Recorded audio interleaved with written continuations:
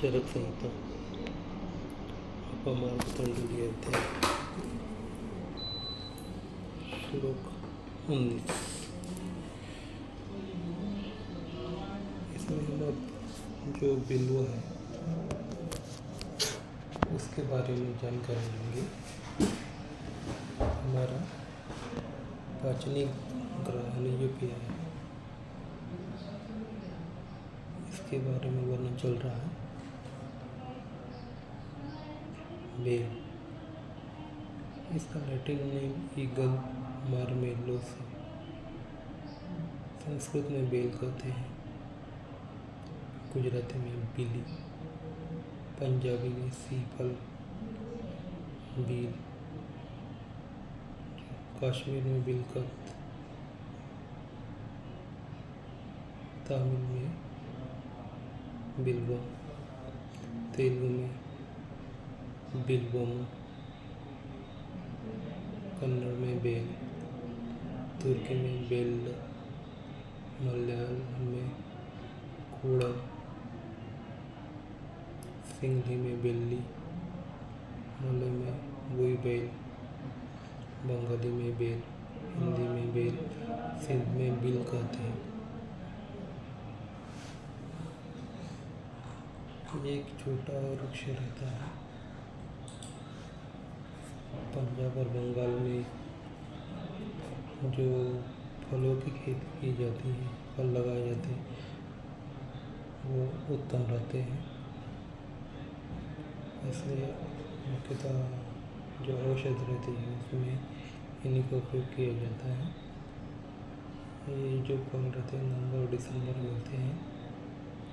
फल ताज़ा और नया अगर रहेगा तो अति उपयोगी रहता है। बेल फल की जो गिरी रहती है वो कवट जो रहता है कपित्थ उसे गिर उसमें मिलाई जाती है। एडल्ट्रेशन, बेल फल की जो गिर रहती है वो थोड़ी खोखली रहती है, वो उसमें बीज रहते हैं। और कवट की जो गिर रहती है मज्जा वो खोखली नहीं रहती है। बेल के पंचांग सभी अंगों का औषधि में प्रयोग किया जाता है। जनरली जो बेल फल रहता है वो कैफी रहता है और इसका उपयोग मच्छी पकड़ने के लिए, मारने के लिए किया जाता है।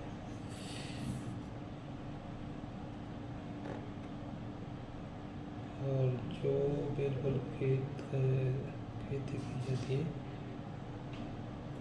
उसमें कैफ नहीं रहता है। फल के जो बीज रहते हैं उसके आसपास में रेडिश कलर का गोंद मिलता है जो कि जंगली फल में अत्यधिक प्रमाण में पाया जाता है और इस गोंद का उपयोग भी किया जाता है। फूल जो रहते हैं उसमें सुगंधित तेल मिलता है।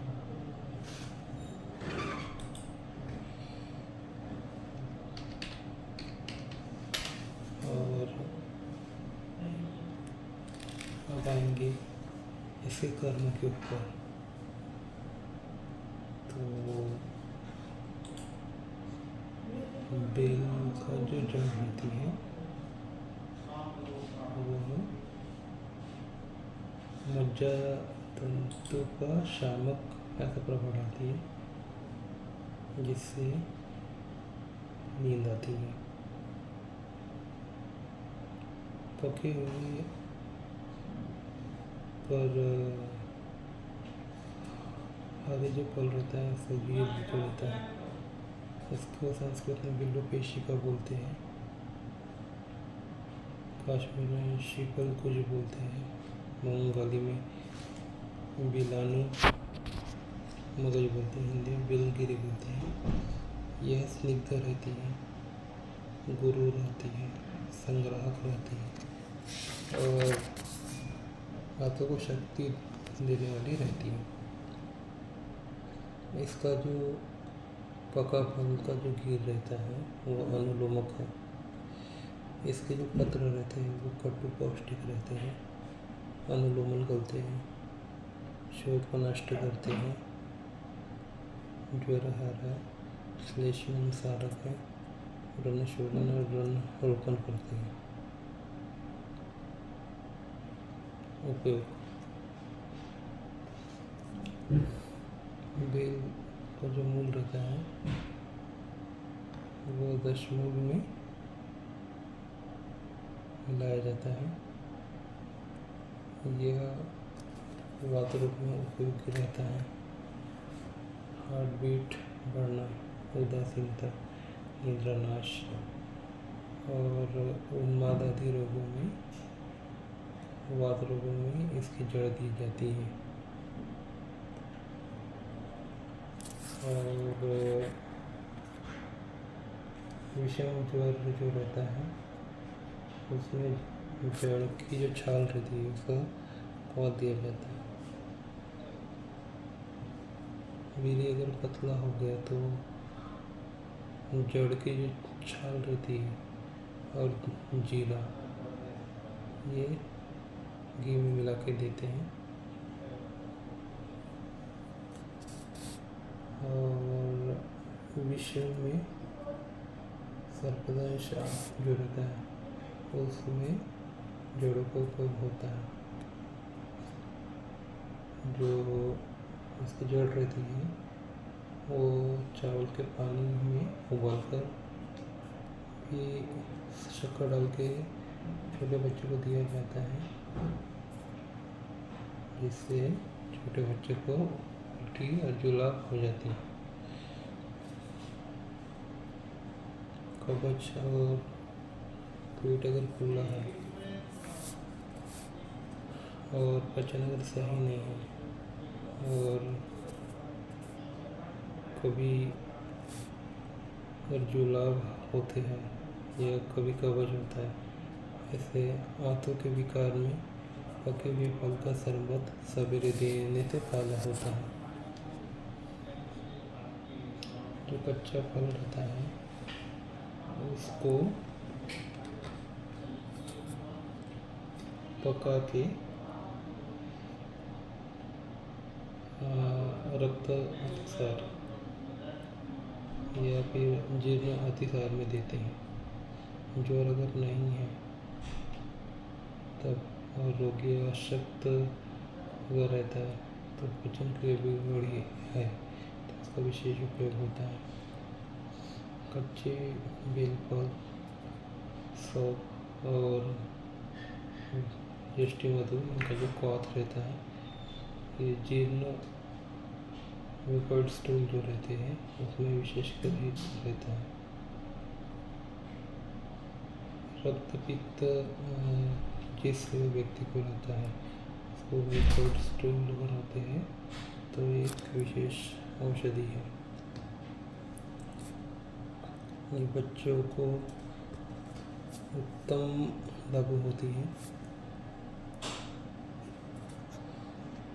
और कच्चा बेल फल, गिर और तवखीर रहता है, इसका चावल में बनाया हुआ जो माड़ रहता है वो अतिसार में उपयोगी रहता है। इससे आंतों की शक्ति बढ़ती है। ताजे फलों का जो गिर रहता है और कबाब चीनी जो रहती है ये दूध में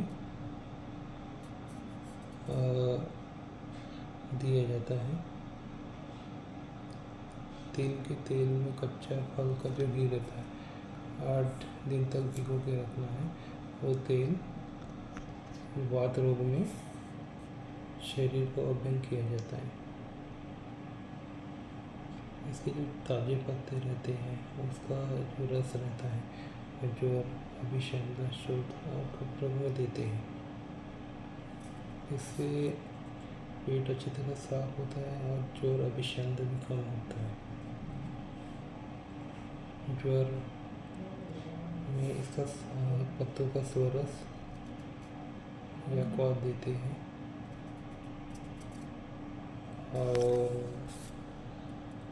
इसका जो पान रहता है उसका लेप भी सिर पे किया जाता है। नेत्राभिषेक में इसका सोरस देते हैं और जो पान रहते हैं आँखों के ऊपर उसका पेस्ट करके लेप किया जाता है। और पाचन खराब होने की वजह से अगर किसी को दमा है और कब नहीं रहा है तो पान का क्वाथ दिया जाता है, पत्थर का क्वाथ दिया जाता है। कफ हटने में भी इसका सोरस दिया जाता है। और जल शोथ, कब्ज और कॉलरा इन विकारों में भी काली मिर्ची के साथ इसका सोरस दिया जाता है। किसी भी व्रण पर इसके जो ताजे पत्ते रहते हैं उनका लेप बांधा जाता है। ये लेप अत्यंत गुणकर रहता है और व्रण शोथ में भी इसका सोरस दिया जाता है। इस तरह से जो हमारी दूसरी रूपीय है पाचनी ग्राहनी, इसमें जो बेल द्रव्य है इसके गुणों का वर्णन किया जा रहा है।